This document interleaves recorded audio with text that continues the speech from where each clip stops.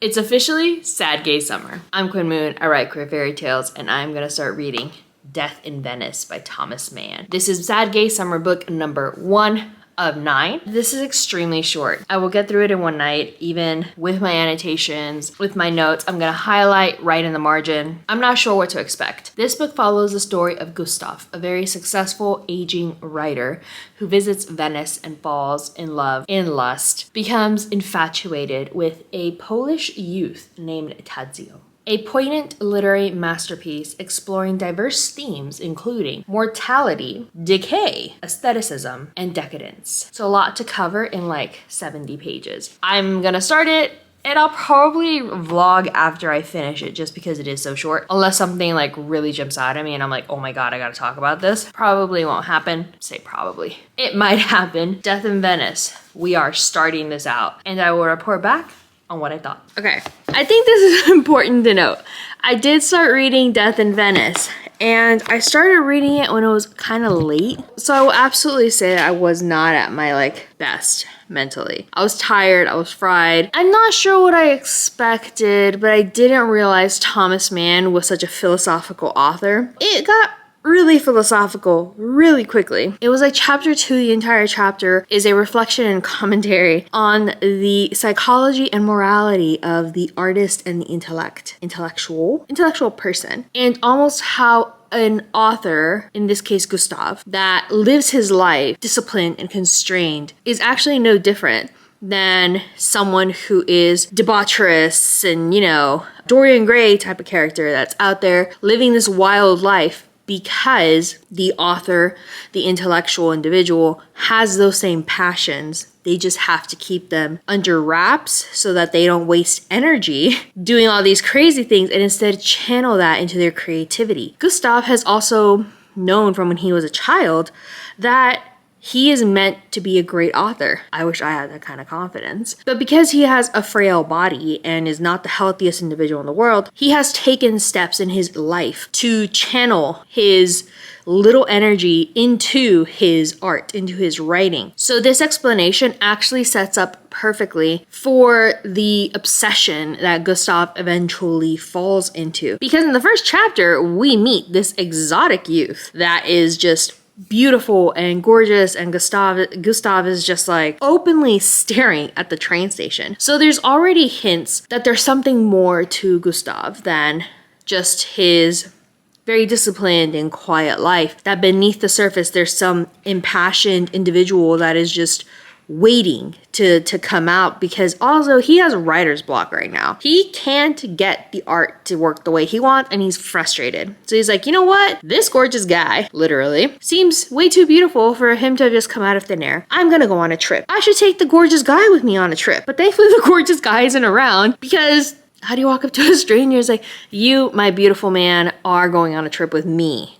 Wherever Gustav's gonna be going. We end up in Venice, right? It's quickly set up for the inevitable obsessive downfall, I think. It was great, but there was a lot of philosophical commentary I wasn't ready for. So like Midnight Quinn was like, yo, this is too much. I gotta put this away and then I'll tackle it the next day. So I'm really excited. I also went to my library and I got more like books by Thomas Mann, because some of Thomas Mann's art tackles his bisexuality, his queerness. And there was even a movie, of Death in Venice. So I'm gonna pop it into the DVD player because I checked out the DVD at my library like an old person and I find it very lovely. And that's what I'll probably be doing tonight. I'm really enjoying the book thus far. Okay, so I've kept reading the Death in Venice. Let me see.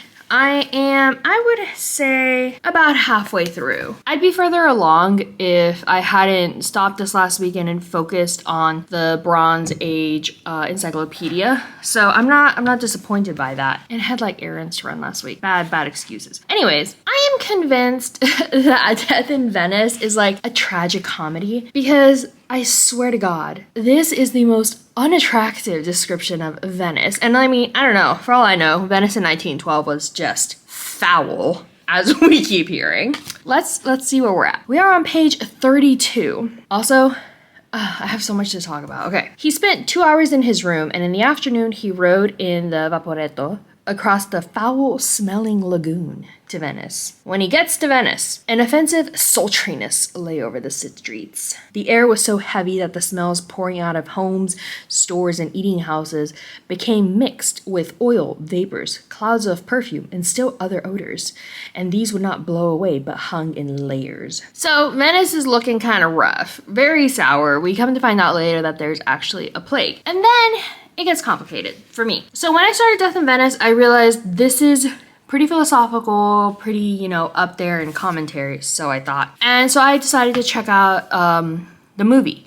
So there's a film called Death in Venice, and I watched it, checked it out from my library like a little old person. And I have to say, stalking is really not my thing. Like, it was 130 minutes? 2 hours and 10 minutes of, what's his face? Gustav stalking Tadzio. Okay, fine. The way that it was done was, like, I mean, stalking's already creepy, but like, he was extra creepy about it. And I think the worst, good news, there was no assault. Woohoo, yay, not always the case. Actually, it's usually the opposite case. So, glad there was none of that nonsense. There was a lot of very overt stalking though, and like obsession, and I know that's the point, but after watching the movie, and I watched it in its entirety, I'm like, I don't think stalking's my thing. Like, as an adult, it's not okay. In the film also, Tadzio, so my hypothesis about Tadzio, it's not that he wanted Gustav or anything like that. I think Tadzio knew he was beautiful and he wanted to be worshipped. He wanted to feel adored like a young, beautiful person would. And Tadzio, Tadzio the character, not the actual actor. The actor was like, had a horrible fallout after that. It was awful. But the character, I think, was feeding into Gustav's just obsession because he liked having that adoration. I hold him so absolutely in my grasp. I think that's what Tadzio wanted. Thankfully, Gustav never like crossed the line and got really scary.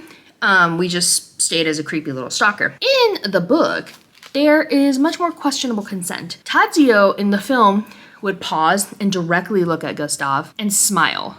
He would stop and like directly do something slightly suggestive. So he would lean a certain way, like directly in front of him, or he would like flip his hair. And there was something very suggestive in the way he did it because he knew he was being watched and he wanted to see, back when his stalking became so overt, he would linger behind and he wanted to see Gustav catching up to him. He wanted to see Gustav running to see him, to catch a glimpse of him. And I see from like a young person's perspective how that adoration, one, is dangerous. We should never do that. Never play with a stalker. We're already dealing with unstable people. But he wanted what Gustav gave him, and Gustav was willing to give it to him, and thankfully didn't assault nobody. That is fantastic. I don't want to go to the store either, but unfortunately it's my wasp nest on my side and I'm not dealing with it. Slightly different setup. I got tired of kind of sitting in the same position for every single video. So I'm gonna try this angle for vlogging. We'll see how far away my camera needs to be. Let's give this a shot. If it's too echoey, it's probably because that's the overlooking from the loft, because I am still in the loft, just in a different section of it. But neither here nor there. I have finished Death in Venice. I'm pretty sure I'm the problem. So, okay, let's talk about the themes. The themes in this book cover beauty and decay, art and the artist, mortality and the fear of death, obsession and the destructive power of desire, youth and age. All very proper, very lovely, themes. Also, there is a historical context section at the end of this book, but it doesn't bother to mention that there was a cholera epidemic in Venice in 1911, which is when Thomas Mann was in Venice and became obsessed with his own very own youth. It wasn't as bad as Gustav Ossenbach. I call him Gustav because his last name is a little rough for me. So as I was going through it, I was like, this is kind of a tragic comedy. I'm finishing it and I still consider it to be a tragic comedy, but I can step far enough away from it to see the themes, to see what the author is trying to tell us. So I can step far enough away to see the themes that are being explored, particularly in the description of Venice. Venice had never sounded so unappealing as when this book is talking about the decay. It's talking about the, hold up, I highlighted this because it just became so prevalent. Let's see. He continuously calls the lagoon foul. He continuously talks about a sickening heat and stifling impurity of the city. He keeps talking about how the city itself is making him sick. Not the cholera epidemic, but the city, the miasmic air, the foul-smelling lagoon, an offensive sultriness in the streets, the malarial mist, the dreary labyrinth of canals that he must navigate. Like, all of this is setting up to talk about how awful the city is. Obviously, it is a plot device that after Gustav decides to stay on in Venice to stalk young Tadzio, the city takes on it's still miasmic in the description, but it's mystical, it's exciting, it's an adventure. My books are gonna fall. Huh. That was not smart. Hold up. Leaning tower of books, man. Like, what was I thinking? Why did that look? That did not look steady at all. Okay, so I know that it's a narrative device that after he becomes infatuated with young Tadzio and decides to stay on in Venice, that the city suddenly becomes this beautiful, alluring, exotic adventure scape. Like, obviously, he's just infatuated with Tadzio. So there's a very clear shift in his perspective of the city of Venice, very clear shift in his desire to fight through whatever illness he's succumbing to, even after he finds out that there is a cholera epidemic. Instead of going to warn Tadzio and his family, whom he obviously has some sick obsession with, he decides to keep it a secret, like the Venice like the police are keeping it, because he doesn't want to lose Tadzio. Throughout the second half of the book as well, we see Gustav finally accepting that he's in love with Tadzio in his weird way. The entire premise of his obsession is justified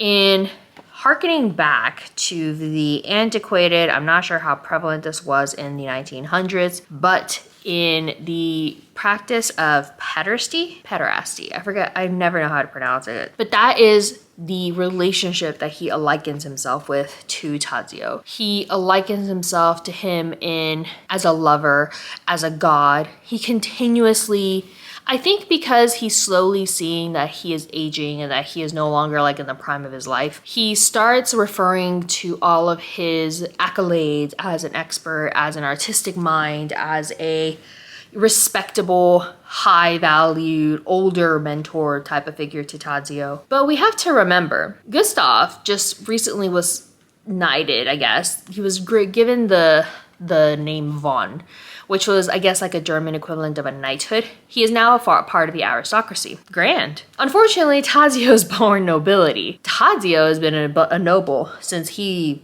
was him, and he still is a noble. As Gustav is kind of grasping at straws, in my opinion, to build himself up when he feels so meager because of his age, because of his lack of health, his lack of youthful luster. He is doing so to justify that he is an equal, if not a superior to Tadzio, that would be a desirable older partner, older mentor in this pederasty sort of setup. I guess I find that very annoying. I didn't like that he kept building himself up to something that he clearly wasn't. Yes, he was a great artistic mind. He obviously was very educated and intelligent, and he was an esteemed individual in his circle of artists. I don't think that it was so much that it would warrant him being I am the personification of a god, and Tadzio is a nymph that he's grooming, mentoring. Ugh. So it was really interesting, and I didn't see it. At the beginning, Tadzio was very oblivious to it. He was whatever. Towards the middle and the end, he was definitely leading Gustav on, but I think it was only so that he could have a game. Tadzio is a spoiled noble that knows he's beautiful, that knows that everyone desires him, that everyone desires what he has due to the virtue of being a noble. Tadzio probably just wanted to be worshipped, and he loved being able to play with this person that had to move his way up in the world that he was given by birth. I don't think he ever meant anything serious I'm pretty positive he didn't. So it was an interesting read. I didn't enjoy it near as much as I wanted because while I could see the themes of beauty and decay, I could see the themes of the destructive power of desire. It was all justified and like there was a sheen to it that obviously the artist is led by the eros, that the artist is obviously always at the whim of his passions, and that any countenance or any facade to the otherwise, that the artist has any sort of control among themselves with their power, with themselves, with their discipline or what have you, is all a lie and a facade, and that truly every artist is just waiting for passions to take over, and thus we have this obsession. I have to remember it's written in 1912. Thomas Mann had his own obsession with a youth as well in Venice, which is what this book is based on. He didn't, stalk the youth throughout the city of Venice now, but he was obsessed with it. Thomas Mann also struggled with bisexuality his entire life, with the repression of it. So there's obviously something semi-autobiographical in this. I'm wondering if this is Thomas Mann's way to allow himself to be obsessed with this youth, to add like an excuse for why he could have been obsessed. Because I also wonder, because Gustav is very aware of the fact that he is at the beck and call of Tadzio, that should Tadzio tell him walk off a bridge, he happily would. I'm wondering if Thomas Mann is critiquing his own inability to control not only his obsession with this youth, but his own sexuality. And I can see how this is a story of submitting to the eros and the sexuality that is corrupting this individual. You end in this terrible place, and the subject of your adoration is none the wiser of your expiration. So I can see that. I think I got a little weirded out. I got a little weirded out when it was like trying to justify it with pederasty. We have Lolita. We have other really like disgusting, sick relationships in literature.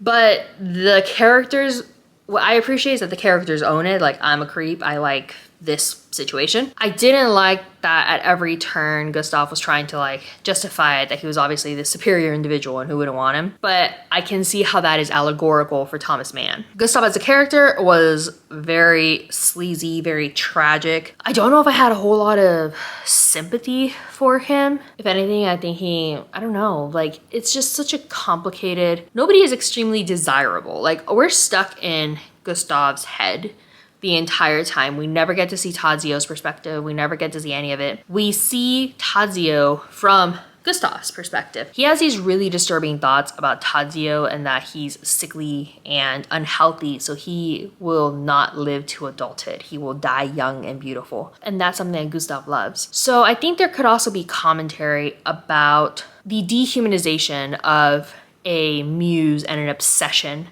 to fit your muse and obsessive perspective. He would rather have Tadzio die than have him grow old and lose his beauty. He would rather his entire family die than have Tadzio and his family leave Venice, even with the cholera epidemic. So I think that there's a lot to be said here.